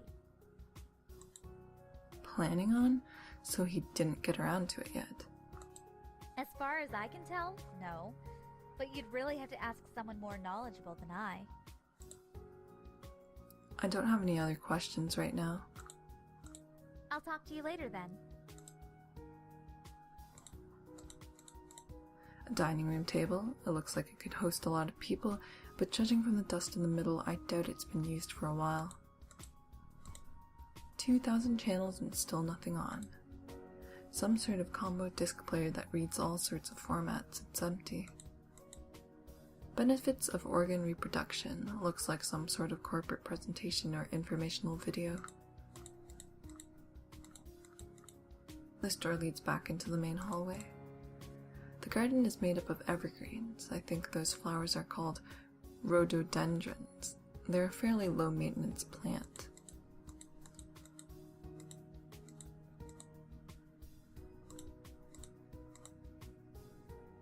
Last placed. A strange tapestry with some animals on them. There's a turtle and some bird. Not sure what the other two are. These plates have the same animals as the tapestry. I guess these creatures are really important. A very nice urn. It must have been expensive when it was first made. It's probably even more expensive now. Some old armor from the Qin dynasty. If the label is to be believed, it looks like it's still in decent condition, so I guess it worked pretty well for whoever owned it previously. There are a lot of strange markings on this thing. According to the label, it's an oracle bone. I guess people tried to see the future with this. I'm not sure where that door leads. Outside, I guess? Either way, it's locked. I examine the wooden box at the far end of the room. It's the only item in the room that can't be seen from the security cameras. It's also one of the few items not under glass. I suspect that Mr. Otten was hiding something in this box. I run my hands along the side of the box, looking for some sort of latch or door. One of the decorative panels on the box shifts under my fingers, but nothing happens. Hey, Li Mei, do you know anything about this? I point at the box and Li Mei approaches it and inspects it carefully. It's locked. What do you mean? I don't see a keyhole on it or anything. She shakes her head. It is a puzzle box. You must rearrange the panels on the side to open the doors. I see. How do I do that? She shakes her head again. I will do it. Are you sure? I want to help. Aki does not let me work because she worries about me. But there's no danger with this. I can be useful again. Well, if she wants to, I don't see why I shouldn't let her. She probably has a better idea of what to do anyway. I wouldn't actually know where to begin. She touches the side panel lightly and slides it back and forth, tilting her ear towards the box as if she's listening for something. After a few seconds, she moves her hand to the other side of the box and repeats the process. She pauses, takes a step back, and looks at the box carefully. This will take some time. Please return later. Huh? Oh, sure. I back out of the room to give her some time to herself.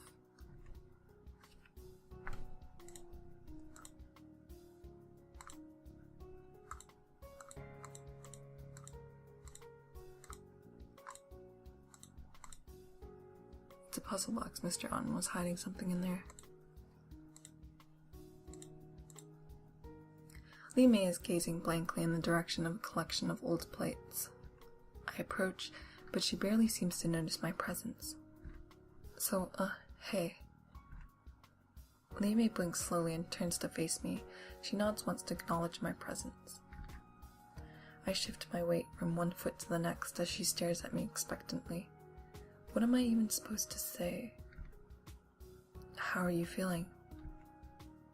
She stares at me with a mixture of surprise and confusion. I don't know. She states it so simply, I almost feel foolish for asking. I guess I was just wondering if you were okay, since someone died after all. She tilts her head and looks at me curiously. Does it bother you? Does what bother me? Death. Oh, Not really. I guess I'm used to it by now. I still think it's sad, but I'm kind of numb to all of it. I stare at my hands and rub my fingers slowly together. My palms feel sweaty. What about you? Li Mei stares at me curiously, as if she doesn't fully understand my question. I mean, are you bothered by death? She fidgets and examines her open palms the same way I did. Slowly she rubs together her fingertips, as if she's never seen her hands before. Finally, she speaks. He was very scared. Mr. Otten? Yes, but even though I felt his fear, I knew that I was not scared. I'm not scared, but I still feel scared. Does that mean I'm bothered or not bothered? I sigh and lean against the doorframe. You know, I've always wondered what it would feel like to die. Li Mei tilts her head to the side. She looks curious. I mean, I've experienced deaths, of course, but they're not mine. And somewhere in the back of my mind, every time I do it, I always know it's not mine. I've always wondered, when I die, will I be afraid? Or will I think that it's just someone else's death again? Or maybe by the time I die, I'll be so comfortable with it, I won't care, even though I know it's mine. I turn to face Li Mei. She's watching my face carefully. I don't know. That wasn't really an answer, huh? I laugh and shrug casually. Honestly, I don't even know why I said any of that. I guess what I'm trying to say is that there really isn't an answer. You and I both have to carry other people's emotions. It's tiring, and sometimes it's confusing. But I think that if we didn't have these abilities, we'd still be sad when other people are sad, and scared when other people are scared. That's just being human. Li Mei smiles and takes my hand in hers. Thank you. Sure. You're welcome. What should I say to her? What is everybody feeling right now? Naoki is scared. No, I meant the others, not our friends. Oh, I apologize. It's fine, I wasn't very specific. Li Mei takes a deep breath and closes her eyes again. This time it takes her a little longer to sort out her thoughts. Sophia is sad. She feels as if there is no hope, but there is also relief. Relief? Again, I feel uneasy about Sophia. Earlier when I asked her if she cared about Mr. Otten, she didn't actually answer me. All she said was that she didn't know what she'd do now that he's gone. I don't know why that bugs me so much, but it seems like she was avoiding the question. Marissa is scared and disappointed. There's so much emotion inside of her. It's all flowing at the same time. She wants to be happy, but she also feels very guilty. Humans are very complicated. Li Mei nods earnestly, as if she's just struck a new idea. I nod in return. Kevin is uncertain. He does not know what he should be feeling. He definitely seemed to have trouble believing me when I told him that Mr. Otten died. Denial, I guess. And Liam... I can't. What's wrong? He's with Aki right now. She is manipulating his emotions with her Kansei. I cannot tell what is his and what is not. Aki. That girl seems to enjoy invading everybody's privacy. It's a wonder that Naoki and Li Mei put up with her. Hopefully whatever she's up to will lead to something useful. What did you do before you lived with Aki and Naoki? I'm not allowed to speak about that. Is there anything you are allowed to speak about? Li Mei closes her eyes and takes a small breath. Her lips move slowly, as if she's poring over the list of things she's allowed to share. Finally, she opens her eyes and smiles with a self-satisfied look on her face. I'm authorized to share anything that might aid your investigation. Whoa. What's with that phrasing? She sounds so formal all of a sudden. What does the calligraphy in the front hallway say? No dust settles here. It means that this place is quiet and safe from influence of the outside world. Huh, okay. Do you know much about the artifacts in this place? Li Mei nods. Could you maybe tell me about them? If you wish. Yeah, I do. Most are safety charms meant to ward off danger. I turn to the large tapestry on the wall. What about this? What are these animals? They are the 4 legendary creatures: tortoise, dragon, phoenix, and tiger. For some reason, this mythology feels familiar, but I'm not sure why. It's not anything I've ever studied. Do they stand for anything in particular? Many things. Seasons, directions on the compass, sometimes schools of thought. Overall, they represent balance. It's weird. They feel kind of familiar, especially the tiger. The tiger and the dragon are mortal enemies.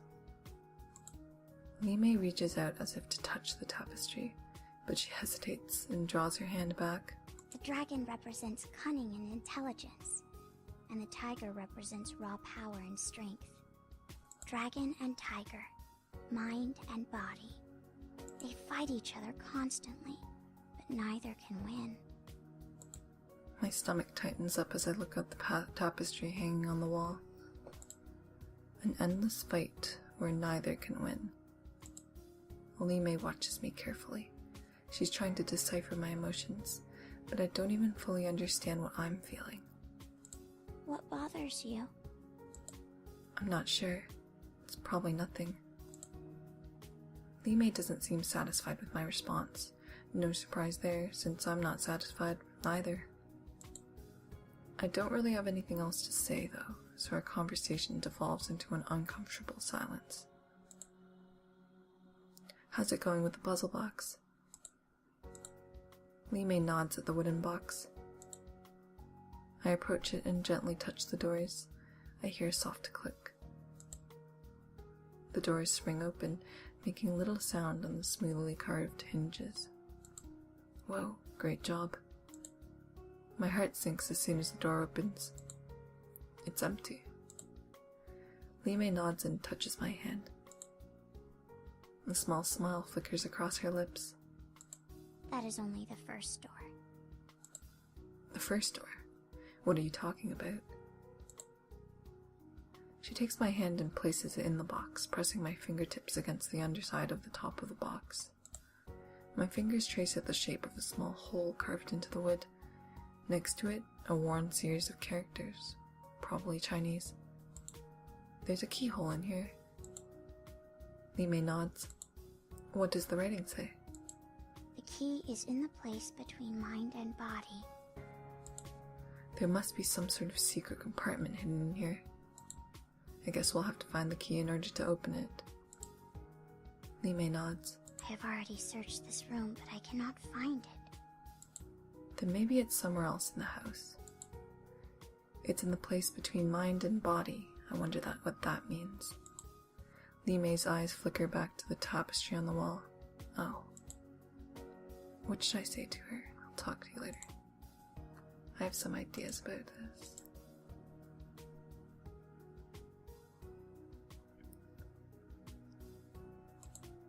But I won't spoil anything. But it's all kind of coming together from the first one. So actually I am... Oh. As I enter the lobby, Aki races down the stairs and nearly runs me over. Whoa. Oops, sorry, Con. Where have you been? I was just upstairs with Liam.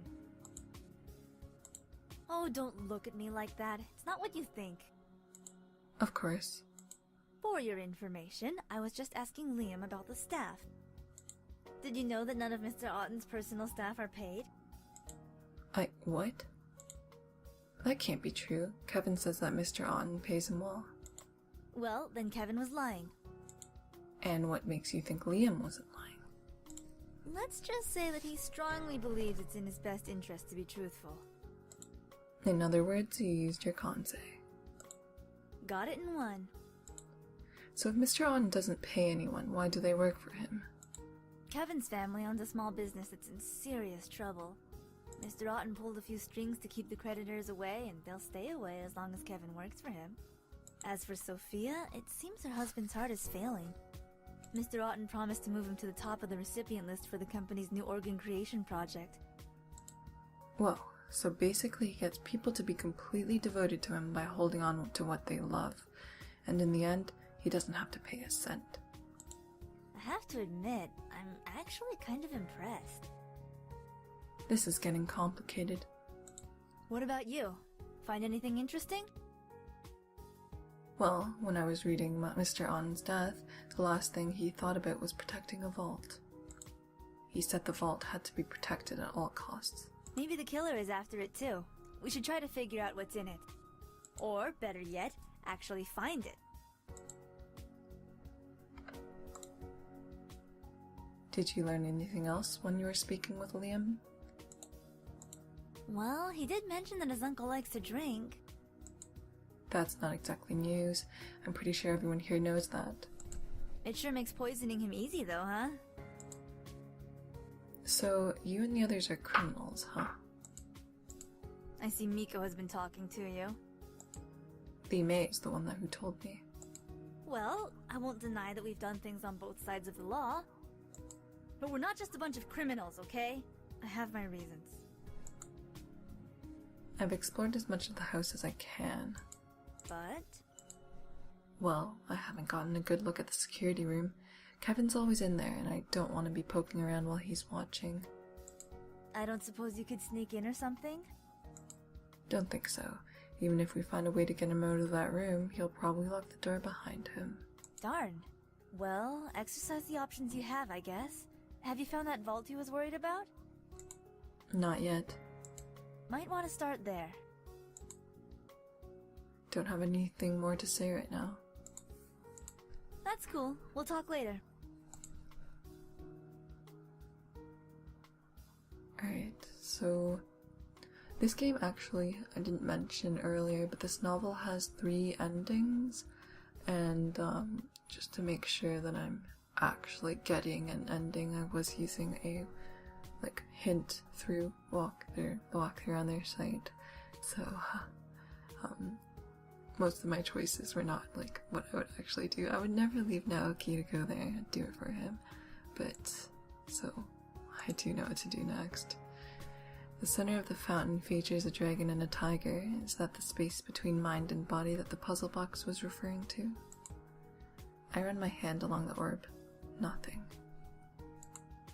Mr. Otten was trying to keep all of this a secret, so I look up at the camera on the ceiling and move around the fountain slowly until I'm hidden from view.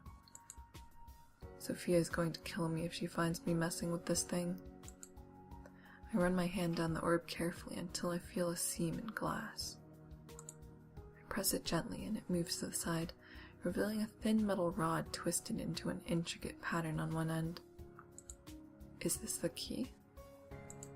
I glance up just to make sure the camera isn't watching me before I take the key and slide it into my pocket. Hey, con guy, right? Liam approaches me as soon as I enter the hallway.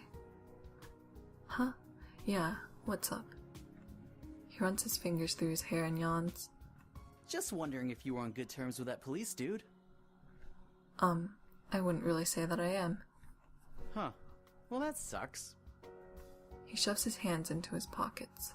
I told him I wanted to go, and he was all like, I can't leave because Uncle is something or other. Dead, you mean? Liam stares at me as if I've just placed an octopus atop my head. What are you talking about? Mr. Otten is dead. He just died. Did Aki even tell him any of this when she was speaking with him? Liam's eyes dilate as he processes my statement. Wait, so that means...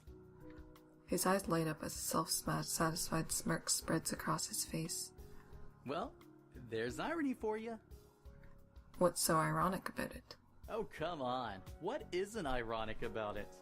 The man makes artificial hearts for a living, but his own ticker fails on him? I purse my lips in an attempt to keep my voice calm. You don't seem that cut up about it. Why should I be? He was due for it soon enough with the way he was drinking. A heart attack, right? I wonder if I'd get in trouble for punching this guy in the face.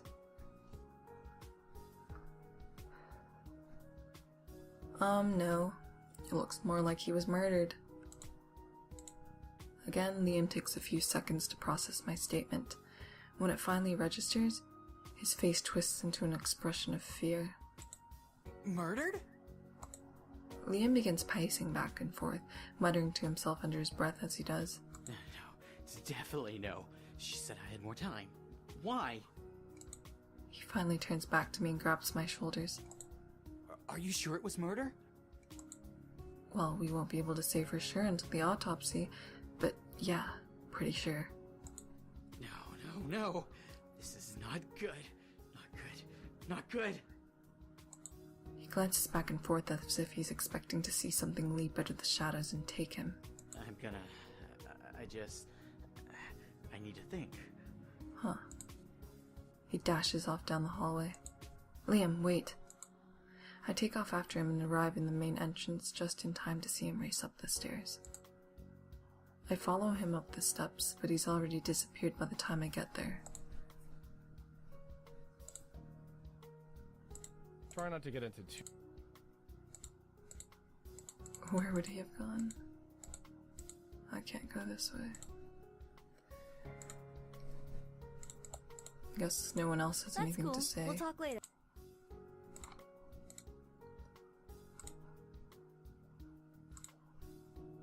Lime looks up at me with a smile as soon as I enter.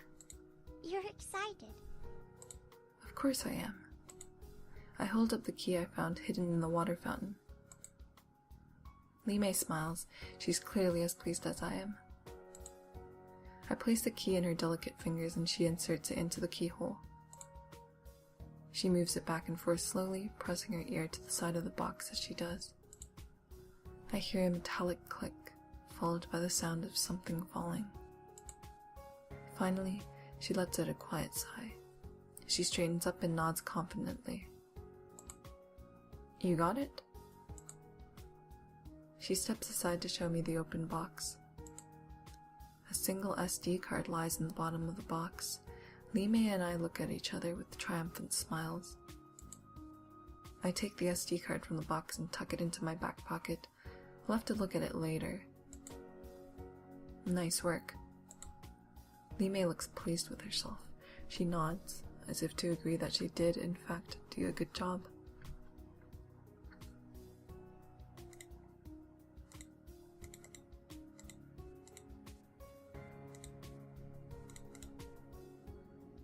Alright, where to?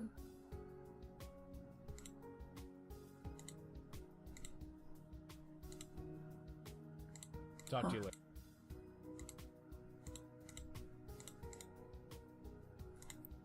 Guess I'll try to talk to everyone. That's cool. We'll talk later.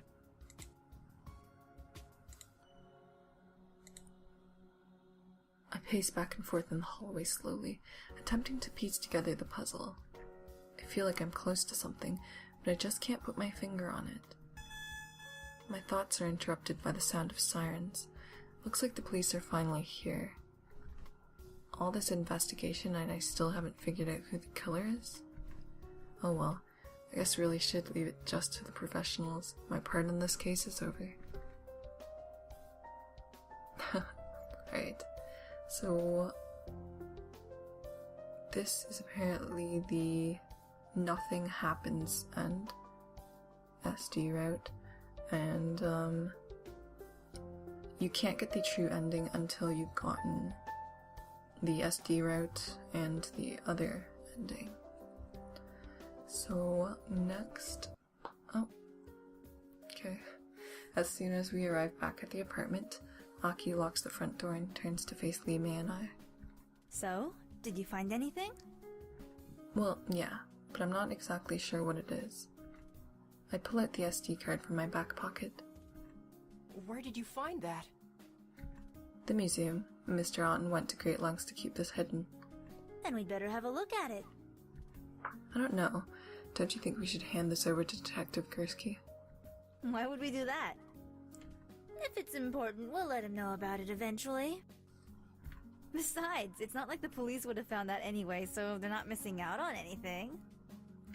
I guess so. So what are we waiting for? Let's have a look at this.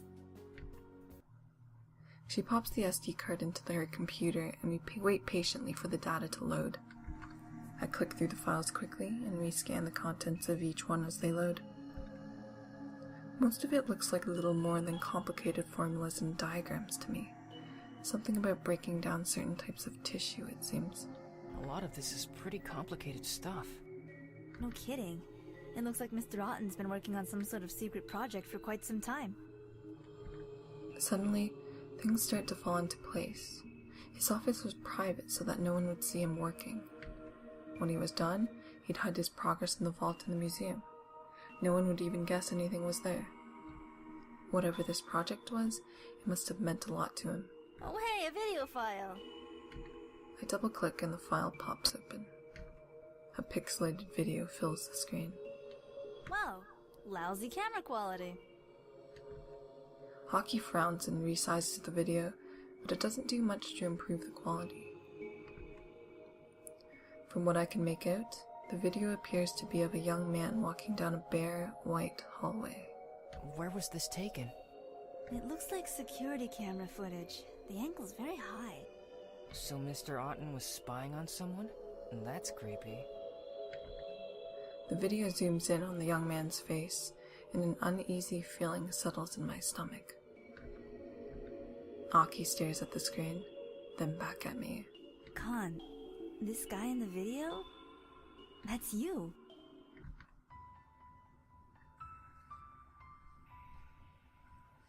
Okay.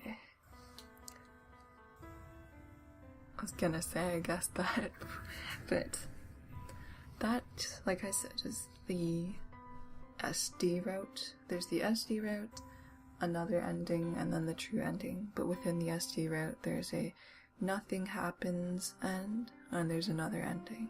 So, I need to get Marissa on bad terms for that ending. So, I will do that, and then skip that and put that in this next part of the video.